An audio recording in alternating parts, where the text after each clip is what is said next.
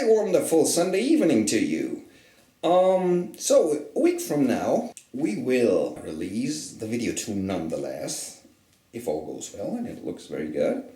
But this week, I want to share a little story about that song, so it's Bowneck Storytime.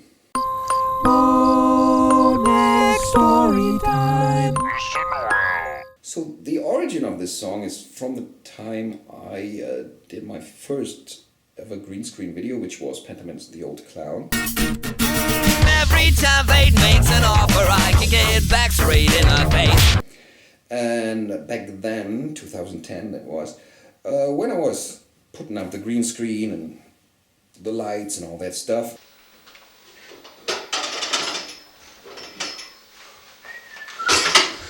I was kind of singing to myself something, and all of a sudden I sang some sort of hook, and I thought, hey, that's a nice hook, that's funny. So what I did is I grabbed a guitar and put some chords under there. I think that's a really good hook, man. You should record this right now so you don't forget it. So I had my green screen there, I had a camera there, so I thought, oh, I might as well just sit myself down and record it right here. Then I slapped a picture under there, and this is what I got from that. I'm wasting all my money, I'm wasting all my breath. This is not even funny, but I'ma do it nonetheless. I'm wasting all my money, I'm wasting all my breath. This is not even funny, but I'ma do it nonetheless. Nonetheless, nonetheless, nonetheless.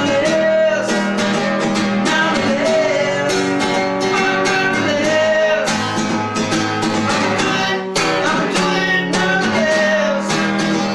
Nonetheless, nonetheless.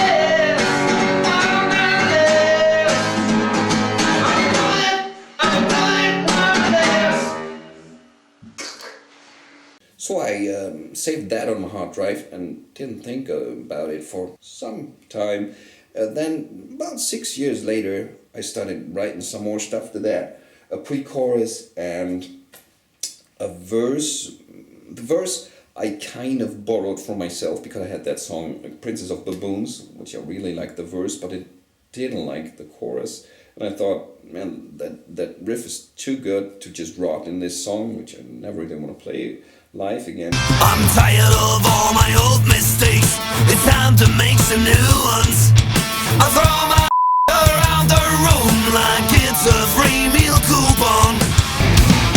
Don't know where I'm running to, but one thing is for certain: everything I've ever done is really quite disturbing. So it's not the same, but it's similar to that. And hey, but if you borrow from yourself, this is just your style, right? So I took that and I wrote a first verse on it. Now it always happens, very often happens that I write the first verse and then I'm so content with myself that I don't just keep going and write the second verse. And then I get a problem that I get back to the second verse later, and then it takes me forever to write the second verse. So normally I write the first verse in an hour and the second verse in a month, something like that.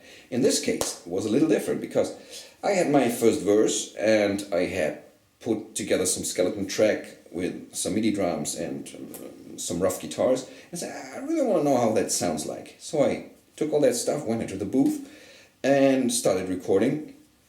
And when I did the first verse, I was hyped that it sounded really cool, and I was literally jumping up and down and got totally pumped there.